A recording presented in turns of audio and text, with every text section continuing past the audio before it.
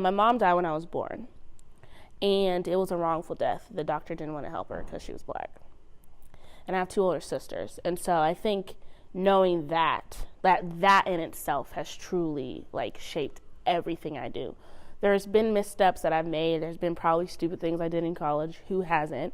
But at the end of the day, the goals and the goals I set, the things I achieve, I always ask, would my mom be proud?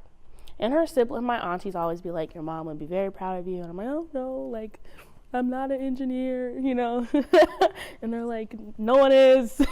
No one else is smart in the family like that, so you're fine. But that has shaped me. Again, my mom wanted children. That was what she wanted. My mom wanted to have a family and be married and she was going to have as many kids as she got a boy. That didn't happen. That was the last. But she wanted those things. And she told my dad, if it came down to something like that happening, to say if it could save my life or the baby's, save the baby. And that has driven me my whole life to make sure that be someone that my mom would be proud of, that they chose me when it came down to it. And then that's my story.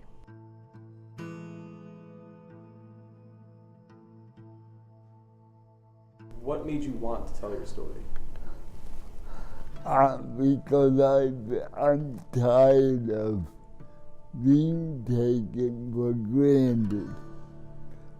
Non-disabled people have a very bad habit of labeling all disabled the same.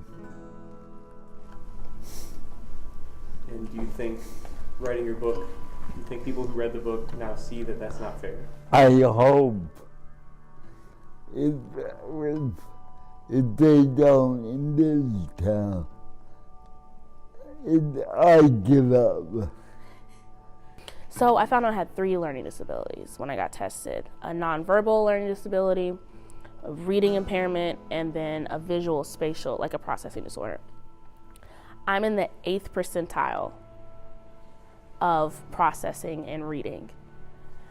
And the lady who tested me asked, I'm sorry, this is incredible because you graduated high school and then you graduated college and you did not know, and now you're in a program and now you can't, how have you been surviving? I'm like, I don't know. I've had faculty tell me that, oh, you're not going to get into a PhD program unless they like to say they're diverse. Your qualities aren't good enough, but you're black, so you'll get it. These are real words. Or well, I don't think you can get in that program because you're not that hardworking or smart. And so it was I guess I just file it in that cabinet of all the other things. But it is you start to believe it, right? You start to believe it about yourself.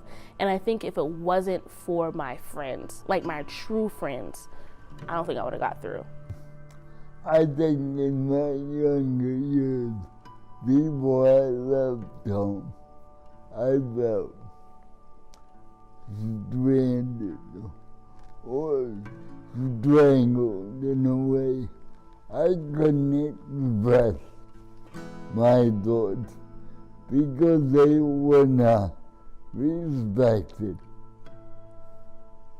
Kind of like the environment that we live in, certain people's voices tend to be encouraged more than others. Mm-hmm. I feel like you have thoughts on that. Do you have anything you'd like to speak on that? Why that happens, or what effects that has on people within our society? Yeah, I mean, for me, I'm black, clearly, can't pass for anything else. And then I'm a woman, so 2 strikes against me. And society has taught us that black women especially, but black women for real, are supposed to be not heard, right? We're not supposed to speak up. And it's very traumatic. And it can be, when you do speak up, it can be really disheartening because it seems like you're yelling and no one's listening. And you're I'm saying what I'm feeling. And everyone's blah, blah, blah, blah, blah, blah, blah. But it is refreshing when you do it. And sometimes in classes, I do feel erased, right? I'm most likely the only black person in the class. The syllabus is most likely all white scholars or white male scholars, if you want to really be specific, and who are studying black people in education, and you're just You're not being nuanced. You're not doing this. You're erasing my voice. And it takes a toll on a lot of things. The more I get educated, the more I want people to look instead of glancing.